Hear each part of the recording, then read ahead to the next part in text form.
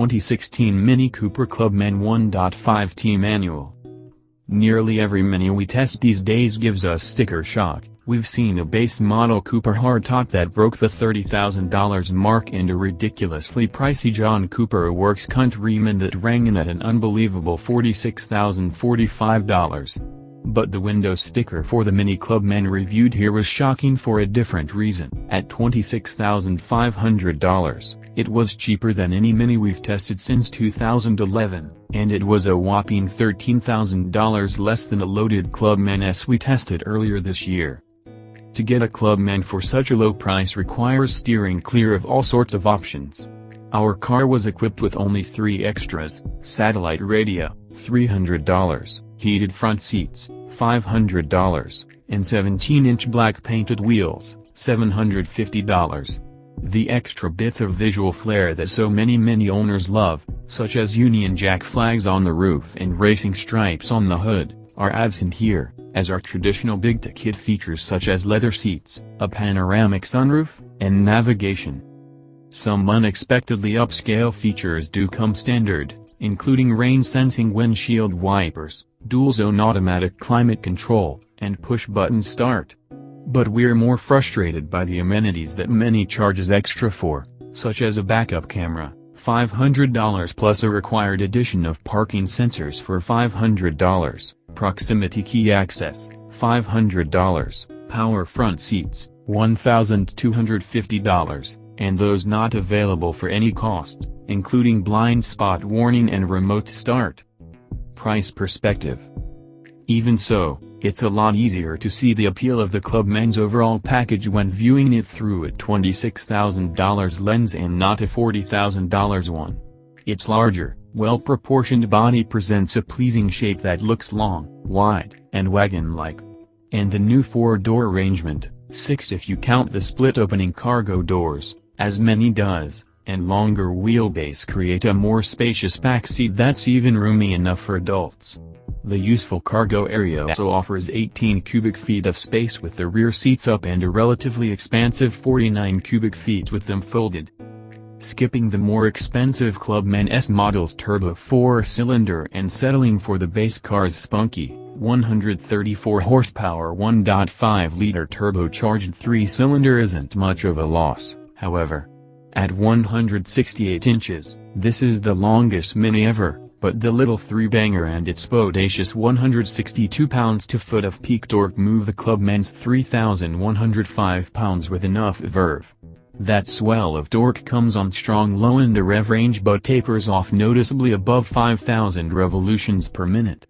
Shifting frequently is necessary to make the most of this narrow band. Luckily, the 6-speed manual on our test car was pleasant to row, with crisp action and relatively short throws. Not so fast. Despite this impression of zippiness, shifting for ourselves didn't do much to help the Clubman 3-cylinder's middling acceleration times.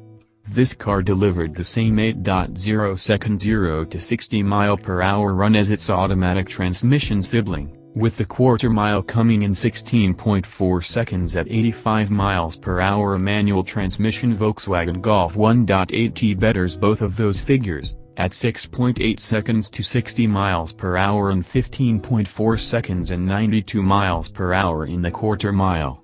The Golf's observed 27 miles per gallon in our hands matches the less powerful Mini's fuel economy. We're not choosing the Golf as an arbitrary measuring stick.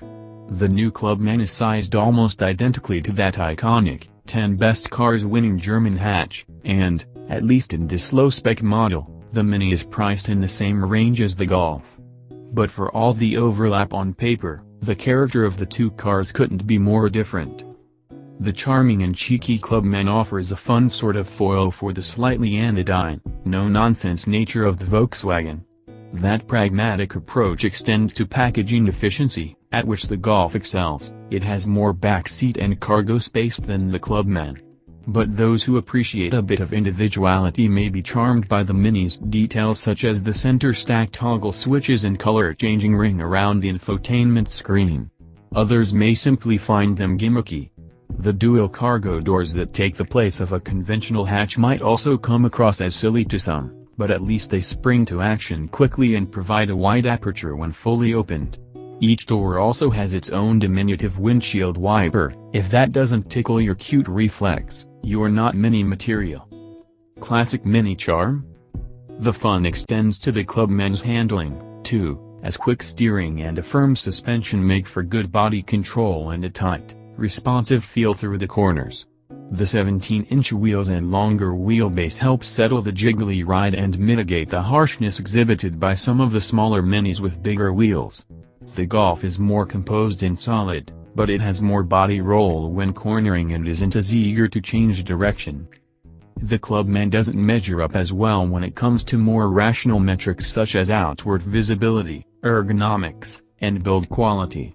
Chunky D-pillars and those double doors compromise the view out the back. The small gauges can sometimes be hard to read, and some minor squeaks and rattles were already present in our test car with fewer than 4,000 miles on the odometer. But rationality can't explain the reason one buys a Mini. The Clubman's endearing character doesn't excuse its quirks and minor annoyances, but these oddities are at least easier to digest when the price tag doesn't reach into the stratosphere. And who are we to deny the right brain appeal of the cute, fun to drive, nicely sized, and agreeably priced Clubman?